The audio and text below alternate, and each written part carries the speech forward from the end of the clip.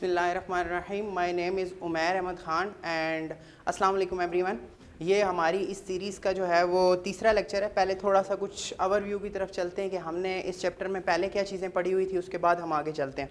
Previous 2 lectures में हम लोगों ने थोड़ा सा बेसिक स्ट्रक्चर ऑफ सी के बारे में पढ़ा था। हम लोगों ने ये डिस्कस किया था कि इसके अंदर कुछ रिजर्व वर्ड्स होते हैं, इसका कुछ सिंटैक्स होता है, ठीक है।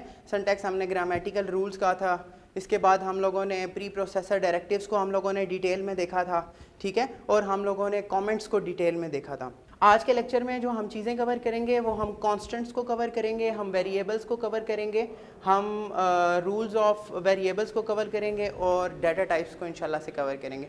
ये सेकंड ईयर की बुक का चैप्टर नंबर 3 हम लोग स्टार्ट ले रहे हैं। सबसे पहले बात करते हैं कि हमारे पास कांस्टेंट्स क्या चीज़ें होती हैं, ठीक है। अब देखें मैथमेटिक्स में अगर आप कांस्टेंट देखें तो कांस्टेंट कोई भी वैल्यू हो सकती है। फॉर एग्जांपल 3, 4, 9 इनको हम कांस्टेंट्स कहते हैं। अगर हम प्रोग्रामिंग में देखते हैं तो हम ये कहते हैं कि constants are those quantities whose values does not change during the execution of the program. अब यहाँ पर हमने क्या बात की कि कांस्टेंट्स वो वाली टर्म्स होती हैं, वो वाली वैल्यूज़ होती हैं, वो क्वांटिटीज़ होती हैं जिनकी जो वैल्यूज़ होती है वो during the execution of the program हमारे पास चेंज नहीं हो रही होती। अब कांस्टेंट्स की हमारे पास आगे से काफ़ी सारी टाइप्स हैं, तो हम कांस्टेंट्स को डिफाइन करेंगे। सबसे पहले कांस्टेंट्स जो है, कांस्टेंट में सबसे पहली टाइप हमारे पास होती है न्यूमेरिक कांस्टेंट्स। न्यूमेरिक कांस्टेंट्स में हमारे पास वो वाली सारी वैल्यूज़ होती हैं जिसके अंदर नंबर इंक्लूड्स होते हैं, ठीक है। अब जहाँ पर भी हमारे पास जो भी हमारे पास न्यूमेरिक डाटा है वो हमारे पास न्यूमेरिक कांस्टेंट आ जाएगा। चाहे 3.4 ले लें, चाहे आप -4.6 ले लें, चाहे आप 4 ले लें, चाहे आप 9 ले लें, तो ये सारी की सारी जो वैल्यूज़ हैं वो हमारे पास न्यूमेरिक कांस्टेंट्स हैं। न्यूमेरिक कांस्टेंट्स को आगे से फर्दर अगर हम क्लासीफाइड करें तो हमारे पास इसकी 2 टाइप्स निकलती हैं। एक हमारे पास है इंटीजर कांस्टेंट और एक हमारे पास है floating point number constants. Integer constants की जब हम बात करें तो इंटीजर कांस्टेंट्स वो वाले कांस्टेंट्स होते हैं जिसके अंदर हमारे पास सिर्फ जो इंटीजर्स वैल्यू होती हैं, जिसके अंदर हमारे पास फ्रैक्शनल वाला पार्ट नहीं होता, हमारे पास रियल नंबर इंक्लूड नहीं होते। यानी कि वो वाली सारी वैल्यूज़, ये हमारे पास ऐसा सेट है जिसके अंदर पॉजिटिव और नेगेटिव सारी की सारी वैल्यूज़ होती हैं, बजाय उसके कि हमारे पास फ्लोटिंग पॉइंट नंबर कोई ना आ रहा हो, हमारे पास रियल नंबर कोई भी वैल्यू ना आ रही हो। अगर हम इंटीजर की एग्जांपल पे आएँ तो इंटीजर की एग्जांपल जो है वो हमारे पास आ जाती है 3 ले लें, -3, 7, -6, 7, all these values lies in the set of integer constants, ठीक है जी। उसके बाद हमारे पास नेक्स्ट आपके पास आ जाती है फ्लोटिंग पॉइंट नंबर कांस्टेंट। अगर हम फ्लोटिंग पॉइंट नंबर कांस्टेंट को देखें तो all these values that contain some decimal value, ठीक है, वो सारी वैल्यूज जिसके अंदर कोई फ्रैक्शनल पार्ट आ जाए या कोई भी वैल्यू जो रियल नंबर में हो, तो वो सारा सेट जो होता है वो हमारे पास फ्लोटिंग पॉइंट नंबर कांस्टेंट्स में लाई करता है। अब यहाँ पर अगर हम देखें तो हम कह सकते हैं कि 3.9 -6.4, ठीक है जी। इसके बाद अगर हम देखें -3.0 7.97, ठीक है, तो ये सारी की सारी वैल्यू हमारे पास फ्लोटिंग पॉइंट नंबर कांस्टेंट के अंदर लाई करती हैं, ठीक है। तो ये हमारे पास पहली कैटेगरी थी जिसको हम लोगों ने कहा है कि ये हमारे पास इंटीजर कांस्टेंट है। सेकंड नंबर पे जो हमारे पास कांस्टेंट की टाइप है वो हमारे पास है कैरेक्टर कांस्टेंट। कैरेक्टर कांस्टेंट को अगर हम क्लासीफाई करें तो हम प्रोग्रामिंग के अंदर या C++ के अंदर हम कहते हैं कि हमारे पास वो सारी वैल्यूज कैरेक्टर कांस्टेंट के सेट के अंदर आएंगी जो हमारे पास सिंगल एलिमेंट हो, single element with single code, ठीक है। अगर आप इस चीज को याद रखेंगे तो ये आपको याद रहेगी कि single value having single codes, ठीक है जी। सिंगल वैल्यू हो सकती है, सिंगल कैरेक्टर हो सकता है, सिंगल सिंबल हो सकता है, वो सारी की सारी जो वैल्यूज हैं वो सेट है, वो हमारे पास कैरेक्टर कांस्टेंट का सेट है, ठीक है। अगर हम इसकी फर्दर एग्जांपल्स के अंदर जाएं तो हमारे पास फॉर एग्जाम्पल 3, अब ये बेसिकली इंटीजर वैल्यू है, ठीक है, लेकिन अगर यहाँ पर हम ये 2 सिंगल कोट इसके ऊपर प्लेस कर दें तो ये हमारे पास अब कैरेक्टर कांस्टेंट बन जाएगा, सही है। अच्छा, इसके बाद हमारे पास अगर हम a ले लेते हैं तो फॉर एग्जाम्पल ये भी हमारे पास कैरेक्टर कांस्टेंट बन जाएगा, ठीक है। इसके बाद अगर हम कोई सिंबल ले लेते हैं तो ये भी हमारे पास कैरेक्टर कांस्टेंट के अंदर इंक्लूड हो जाएगा, ठीक है। तो any value, any element, any symbol, any single digit और any single alphabet that contain single quotes, ठीक है, वो हमारे पास जितने भी सेट्स होते हैं वो सब हमारे पास इंटीजर कांस्टेंट में आ जाते हैं। एक और इंटीजर कांस्टेंट में जो चीज़ आ जाती है वो हमारे पास यहाँ पर आप ब्लैंक स्पेसिस को भी एज अ करेक्टर इंक्लूड करवा सकते हैं, उसको हम एज अ नल करेक्टर ले लेते हैं। लेटर ऑन हम जो है वो काफ़ी सारे प्रोग्राम्स में इसको यूज़ करेंगे, कहाँ क्या यूज़ होता है। फॉर द टाइम बीइंग आप इसको अंडरस्टैंड करेंगे कि सिंगल वैल्यू, और यहाँ पर अगर हम देखें तो ये सिंगल वैल्यू नहीं भी हो सकती, 67 भी हो सकता है, ठीक है। तो हमें कैसे पता लगेगा कि ये जो 3 है ये कैरेक्टर कांस्टेंट है या इंटीजर कांस्टेंट है? तो ये जो हमारे पास साइड सिंगल कोट्स हैं ये हमें बता रहे हैं कि ये हमारे पास जो है वो कैरेक्टर कांस्टेंट वैल्यू है। इसके बाद हमारे पास थर्ड टाइप होती है स्ट्रिंग कांस्टेंट। स्ट्रिंग कांस्टेंट में अगर हम देखें तो हमारे पास any phrase, any single value, ठीक है, anything that are include inside double quotes, ठीक है जी। तो जिन वैल्यूज़ के ऊपर डबल कोट्स या जिन एलिमेंट्स के ऊपर डबल कोट्स, फॉर एग्जांपल जिस फ्रेज के ऊपर डबल कोट्स हम लगा दें वो हमारे पास यहाँ पर स्ट्रिंग कांस्टेंट्स के अंदर इंक्लूड हो जाती हैं। For example I love Pakistan, ठीक है, तो ये मैंने डबल कोट्स के अंदर लिखा है, तो ये एक आपके पास एग्जांपल में आ जाता है स्ट्रिंग कांस्टेंट की, ठीक है। एक और चीज़ अगर हम लिखते हैं ए, ठीक है, अभी ये जो है ये अल्फ़ाबेट है, लेकिन अगर मैं इसके साथ डबल कोट्स लगा दूं तो ये स्ट्रिंग बन जाएगा, ठीक है। इसी तरह अगर मैं कोई सिंबल लगा दूं, ठीक है, इसके साथ डबल कोट्स लगा दूं तो ये स्ट्रिंग बन जाएगा, ठीक है। स्ट्रिंग में और कैरेक्टर कांस्टेंट में दो चीज़ों का फ़र्क है, ठीक है। कैरेक्टर कांस्टेंट में कभी भी एक से ज़्यादा एलिमेंट नहीं इंक्लूड करा सकते आप, यानी कि एक सिंगल वैल्यू होगी, एक सिंगल टर्म होगी और उसके ऊपर सिंगल कोट्स होंगे, ठीक है। स्ट्रिंग के अंदर आपके पास सिंगल वैल्यू भी हो सकती है, मल्टीपल वैल्यूज़ भी हो सकती हैं, पूरा स्टेंजा भी हो सकता है, ठीक है, कोई भी अल्फ़ाबेट भी हो सकता है। और एक और एग्जांपल की तरफ जाएंगे, फॉर एग्जांपल ये 3 भी अब हमारे पास स्ट्रिंग कांस्टेंट के अंदर इंक्लूड हो गया है, ठीक है। उसकी वजह यह है कि हमने यहाँ पर डबल कोट्स लगा दिए हैं, ठीक है। तो ये हमारे पास एक छोटा सा कांस्टेंट का सेट है। अगर आप इसको अंडरस्टैंड कर लेते हैं तो आगे प्रोग्रामिंग में जाके आपको बड़ी कंफर्ट होगी। दोबारा से देख लें, कांस्टेंट्स हमारे पास कितने टाइप्स के होते हैं? 3 टाइप्स के। First one is numeric constant, the other one is character constant, the third one is string constant. Numeric constants के अंदर हमने फर्दर 2 टाइप्स की क्लासिफिकेशन की है, एक हमारे पास इंटीजर कांस्टेंट्स और दूसरा हमारे पास floating point number constant. Integer number constants के अंदर अगर हम आते हैं तो हमारे पास माइनस में भी वैल्यूज होती हैं और प्लस में भी वैल्यूज होती हैं, ठीक है। और सिर्फ एक चीज़ का फ़र्क होता है कि उसके अंदर कोई पॉइंट्स की वैल्यू, आप डेसिमल की वैल्यू इंक्लूड नहीं करवाते।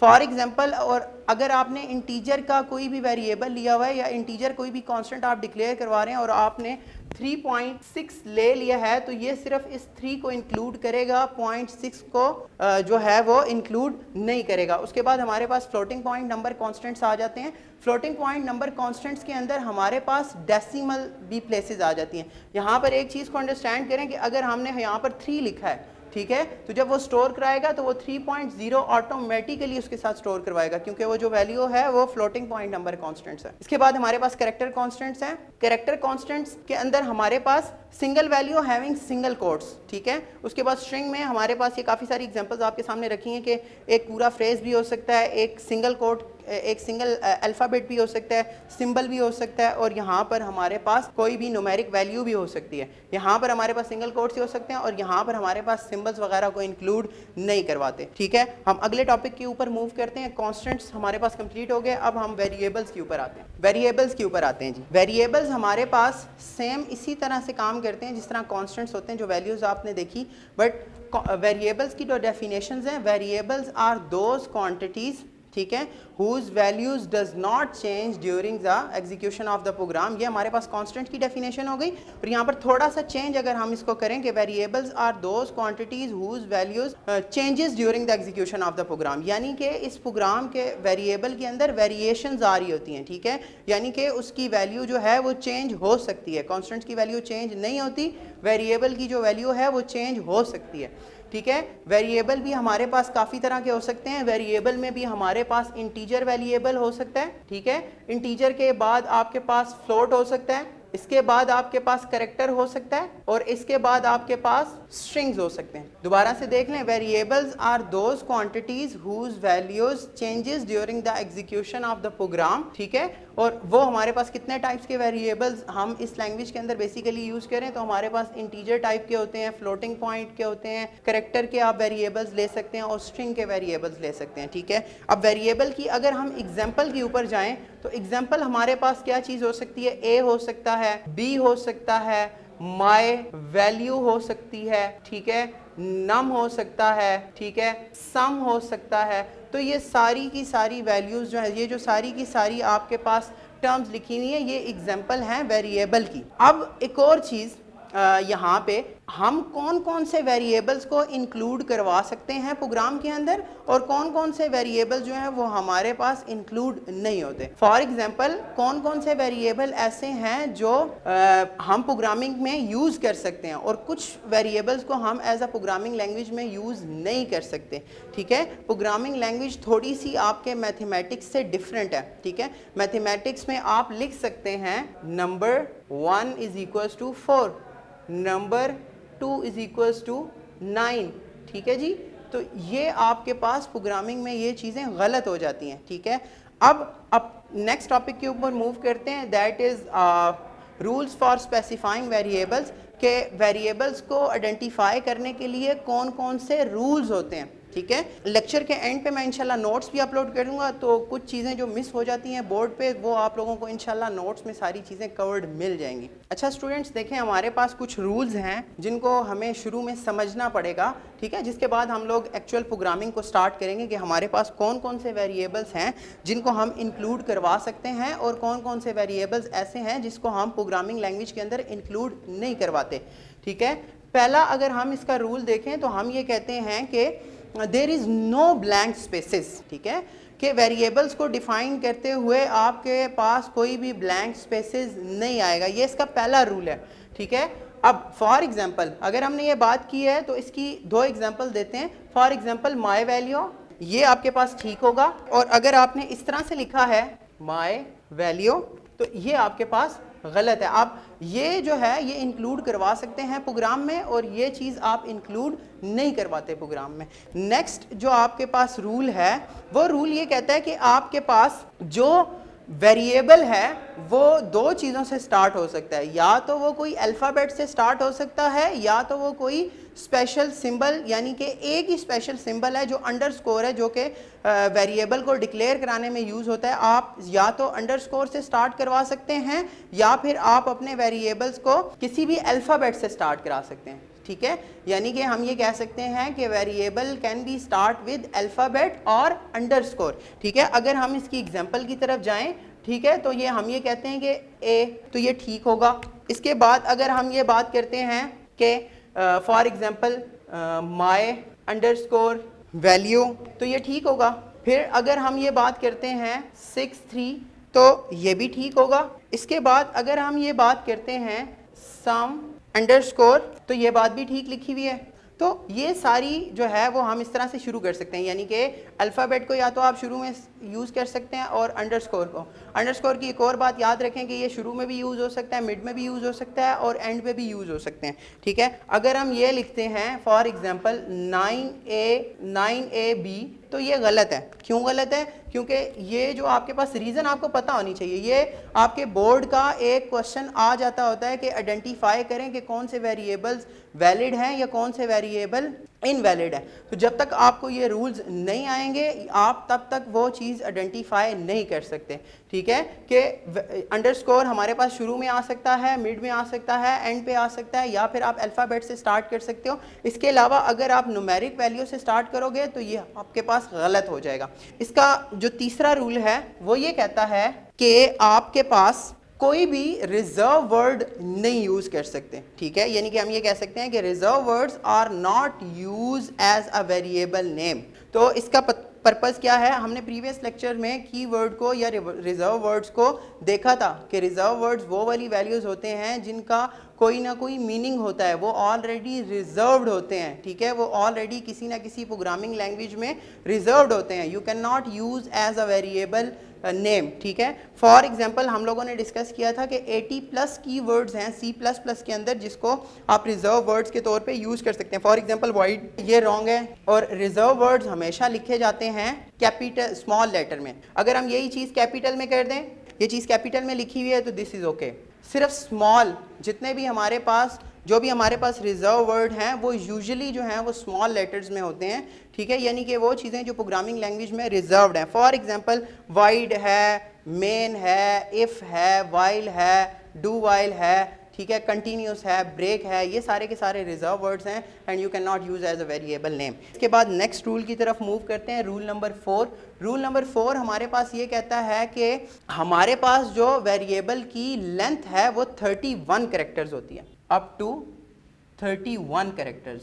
यानी कि इसका मतलब क्या है कि अगर आप कुछ लिख रहे हैं, my value of this numeric, आपने काफ़ी लंबी सारी एक वेरिएबल डिक्लेयर करवा दिया, तो अगर बहुत ज़्यादा लंबा वेरिएबल हो गया तो वो फर्स्ट 31 कैरेक्टर को इंक्लूड करवाएगा, उसके बाद वाली टर्म को डिस्क्लूड कर देगा, ठीक है। इतना बड़ा वेरिएबल वैसे हम यूज़ ही नहीं करते, लेकिन आपको एक रूल पता होना चाहिए कि वो उसकी जो कैरेक्टर की लेंथ है वो 31 कैरेक्टर होती है, ठीक है। रूल नंबर 5 की तरफ हम चलते हैं। रूल नंबर 5 हमें ये कहता है कि special symbols are not allowed. Special symbol को हम एज अ वेरिएबल के तौर पे यूज़ नहीं कर सकते, या वो वेरिएबल डिक्लेरेशन के दौरान वेरिएबल को यूज़ करते हुए वो उनके बीच में, मिड में, शुरू में नहीं आ सकते, सिवाय इस अंडरस्कोर के। सिवाय इस अंडरस्कोर के जितने भी सारे सिंबल्स हैं वो आपके इंक्लूड नहीं है किसी भी प्रोग्रामिंग लैंग्वेज में। फॉर एग्जांपल आपने शुरू कर दिया ए हैश, तो ये गलत है। इसके अलावा अगर हम बात करते हैं कि माई हैश, तो ये भी गलत है, ठीक है, दिस इज़ ए, सॉरी। तो या तो वेरिएबल अल्फ़ाबेट से स्टार्ट हो सकता है, या फिर आपके पास वेरिएबल जो है वो किसी न्यूमेरिक वैल्यू से स्टार्ट नहीं हो सकता, ठीक है, या अंडरस्कोर से स्टार्ट होगा या आपके पास अल्फ़ाबेट से स्टार्ट होगा। सो ये दोनों चीज़ें, स्पेशल सिंबल आ गया, ये वाला कोई चीज़ आपके पास सिंबल आ गया, या ग्रेटर देन का सिंबल आ गया, तो ये सारे जो हैं वो अलाउड नहीं करता आपके पास प्रोग्रामिंग लैंग्वेज के अंदर। इसके बाद हमारे पास कुछ और चीज़ें हैं। नेक्स्ट जो आपके पास रूल है, रूल नंबर 6।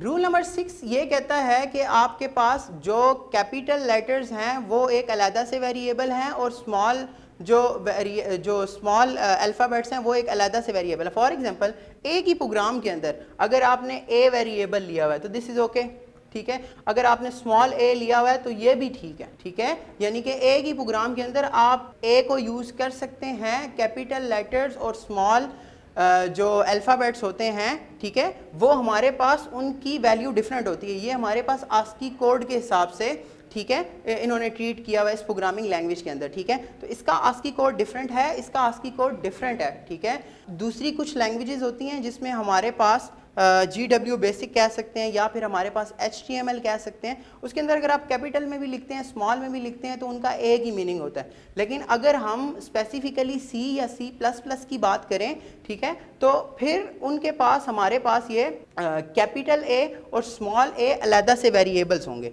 ठीक है। इसका अगला रूल्स डिफाइन करा लेते हैं कि एक जो हमारे पास वेरिएबल है, for example this is your variable A, ठीक है, कैन बी यूज इन, अच्छा जी, नेक्स्ट रूल हमारे पास कहता है कि जो वेरिएबल है, ठीक है, कोई भी वेरिएबल है, आप लोगों ने सम लिया है, जो हमारे पास वैलिड वेरिएबल्स हैं, वो वेरिएबल आप प्रोग्राम में सिर्फ एक ही दफ़ा यूज़ कर सकते हैं। फॉर एग्जांपल अगर हम ये लिख देते हैं इंट ए और फ्लोट ए की प्रोग्राम के अंदर, तो ये गलत है, ठीक है।